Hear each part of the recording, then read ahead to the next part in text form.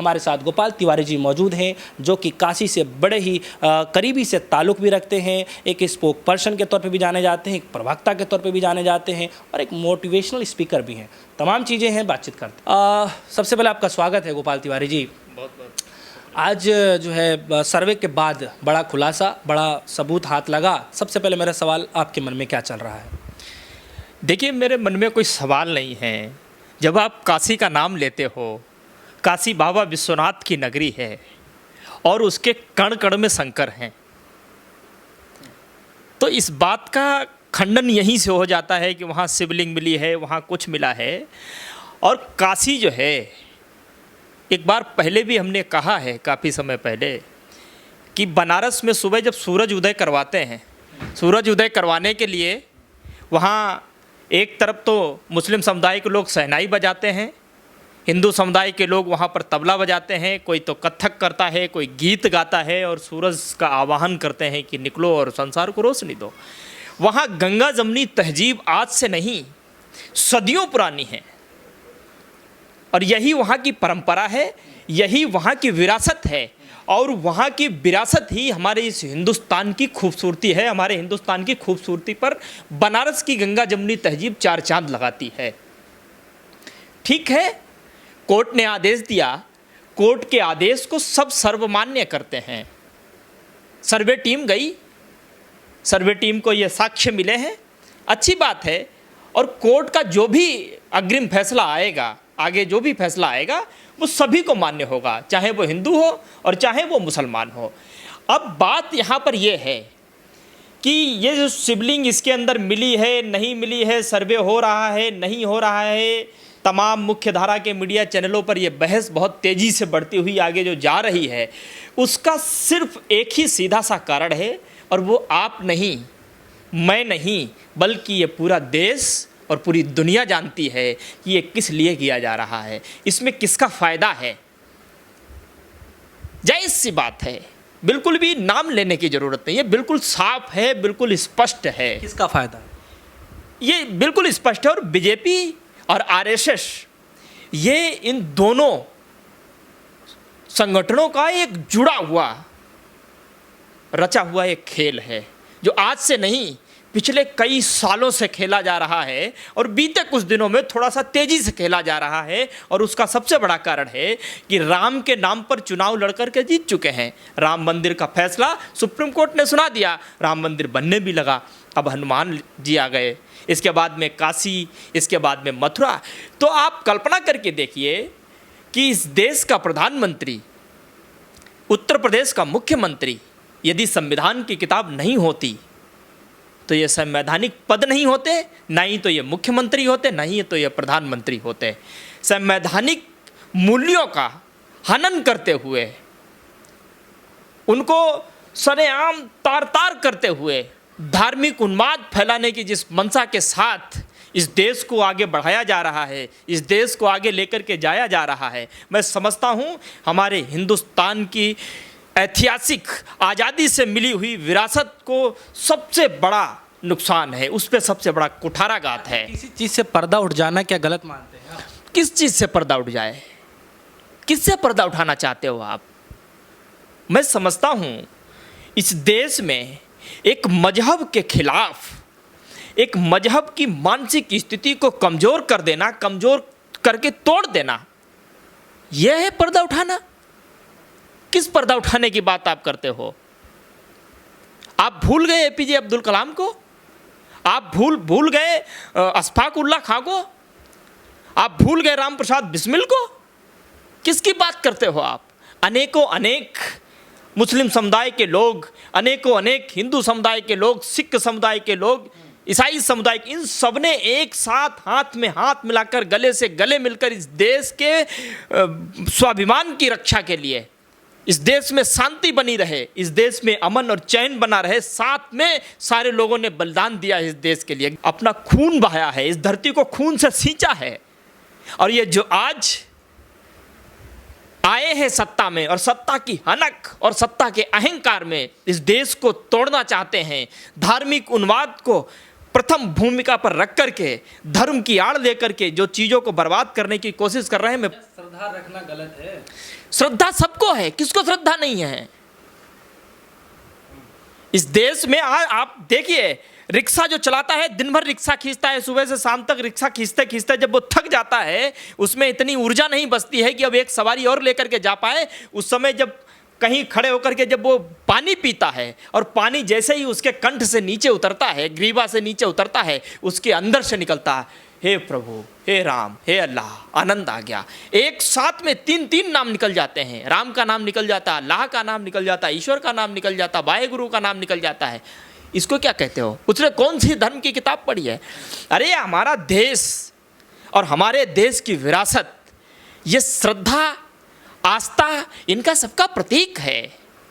यहाँ किसी को सिखाने और बताने की ज़रूरत नहीं है, किसी को पाठ पढ़ाने की ज़रूरत नहीं है। यदि किसी को सिखाने और किसी को पाठ पढ़ाने की ज़रूरत है तो माननीय नरेंद्र मोदी जी और उत्तर प्रदेश के मुखिया योगी आदित्यनाथ जी, आप अपने लोगों को ये पाठ पढ़ाइए, जिन्होंने इस भगवा वस्त्र को दूषित करने का काम किया है, धर्म को बदनाम करने का काम किया है, राम की आस्था पे कुठाराघात किया है। अगर आप कुछ कर सकते हो तो इनको पाठ पढ़ाइए, इनको गुरुकुल भेजिए, इनको संस्कार सिखाइए, इनको बताइए कि हमारे देश की संस्कृति क्या है। तो आपको भी ऐसा लगता है कि जो है जिस तरीके से आप बोल रहे हैं कि इससे जो फायदा जो है किसी एक खास पार्टी को होने वाला है, किस तरीके से फायदा होगा, क्या इसका कुछ? बिल्कुल सीधी सी बात है। 17 में चुनाव जब उत्तर प्रदेश का लड़ा गया, उस समय वायदे नहीं किए गए, उस समय धार्मिक उन्माद को सामने रख करके पूरी तरीके से लोगों को गुमराह करके चुनाव लड़ा गया। फिर 19 में जो चुनाव लड़ा गया वो भी इसी तरीके से लड़ा गया राम के मुद्दे पर।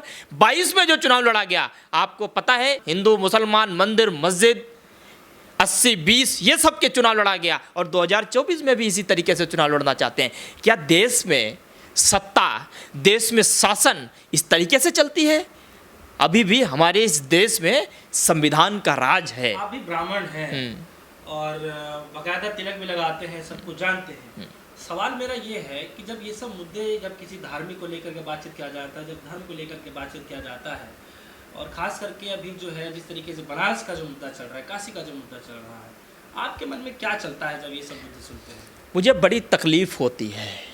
मुझे तकलीफ़ इसलिए होती है क्योंकि इस देश को तोड़ने के लिए, इस देश को खंड खंड करने के लिए, और खंड खंड का मतलब टुकड़े नहीं, मानसिक स्तर पर लोगों के अंदर जहर भर के एक दूसरे के प्रति इतनी नफरत, इतनी जहर भर दे करके जो तोड़ने की साजिश चल रही है, ये बहुत तकलीफ़ देती है। क्योंकि मैं देख रहा हूँ अपनी उम्र के बच्चे, जिनको भविष्य सुधारने के लिए हाथ में किताब कलम लेकर के इस देश का नायक बनना चाहिए, वो एक धार्मिक उपदेश में फंस करके, जो कि झूठा छद्म छल किया जा रहा है उनके साथ, उसमें फंस करके वो नायक की जगह खलनायक बनने की भूमिका पर निकल पड़े हैं। मुझे इसलिए तकलीफ़ होती है। और तकलीफ़ इसलिए भी होती है, ये चीज़ें एक तरफ से नहीं हैं। आप देखिए, ज्ञान मापी का जब मामला चला, उसी समय हैदराबाद, वहाँ के बड़े मशहूर सांसद असदुद्दीन ओवैसी, वो क्या कहते हैं, उनका बयान सुना आपने? उनका बयान सामाजिक सौहार्द के लिए नहीं था। उन्होंने बोला कि हम बाबरी खो चुके हैं, अब हम ज्ञान वापी नहीं खोना चाहते। अरे कौन ज्ञान वापी को लूटने जा रहा है, कौन उसको तोड़ने जा रहा है? आप कल्पना करके देख रहे हो कि क्या मैसेज देना चाहते हैं वो अपने समुदाय में? ऐसा हो रहा है, वो अपने समुदाय में नफरत भर रहे हैं और इधर वाले अपने समुदाय में नफरत भर रहे हैं, और ये नफरत पूरी तरीके से भर जाएंगी और किसी ना किसी दिन आपस में ये लड़ मरेंगे। नुकसान किसका होगा? इस हिंदुस्तान की आम जनता का। जैसे अभी आपने बीते कुछ दिनों पहले आपने जब देखा होगा, बुलडोजर जब चल रहा था, बुलडोजर आपको क्या लगता है कि किसी के मकान पर चल रहा था, किसी के घर पे चल रहा था, किसी की दुकान पे चल रहा था?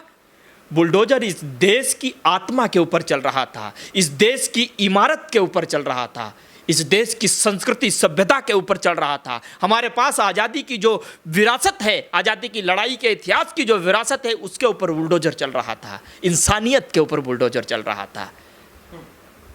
आप कल्पना करके देखिए, हम कहाँ जाना चाहते हैं और कहाँ आप ले जाना चाहते हो। आपने ओवैसी जी का जिक्र किया, क्या लगता है कि जब दूसरे साइड से जब ये बोला जाता है कि जो है अयोध्या की जो है जो सब कुछ तैयारियां चल रही हैं पूरी तरीके से, और उस पर काम भी चल रहा है, और जो है काशी और मथुरा जो है विशेष है। जब उमा भारती जब इस चीज़ों को कहते हैं और तमाम ऐसे नेता कहते हैं, और दूसरे साइड से जो है ओवैसी साहब इस बात को कहते हैं जो कि हम पिछली हमने मस्जिद खो दी, अब इस मस्जिद को नहीं खोएंगे, वहाँ था है और आगे भी रहेगा। तो मतलब क्या लगता है कि जो है अलग ही इसको रूप दिया जा रहा है, या फिर लोगों को फिर से गुमराह किया जा रहा है, क्या कुछ आप देखते हैं? बिल्कुल जायज़ सी बात है। इसको एक ऐसा रूप दे करके इस पूरी की पूरी एक मनगढ़ंत कहानी जो नेताओं ने रची है, मुस्लिम समुदाय की जनता ने नहीं, हिंदू समुदाय की जनता ने नहीं, ये याद रखने की ये बहुत गजब की बात है जो मुझे लगता है कि जनता को समझनी चाहिए। हिंदू समुदाय के जो नेता हैं जो कहते हैं कि मैं हिंदुओं का पैरोकार हूँ, हिंदुओं का मसीहा हूँ, आप कल्पना करके देखिए, ये हिंदुओं के मसीहा नहीं हैं, ये हिंदुओं के पैरोकार नहीं हैं। असुद्दीन ओवैसी मुसलमान समुदाय के पैरोकार नहीं हैं, ये राजनीतिक लोग हैं, और ये अपनी सत्ता की हनक बनाए रखने के लिए, सत्ता पर काबिज रखने के लिए तब तक आपके अंदर ये जहर बोते रहेंगे, चाहे वो मुस्लिम समुदाय के असुद्दीन ओवैसी हों, हिंदू समुदाय के चाहे योगी और मोदी हों, ये तब तक इस तरीके का जहर बोते रहेंगे जब तक इससे इनको फ़ायदा होता रहेगा। और बड़े ध्यान देने की बात यह है कि हमारा हिंदुस्तान भावनात्मक देश है।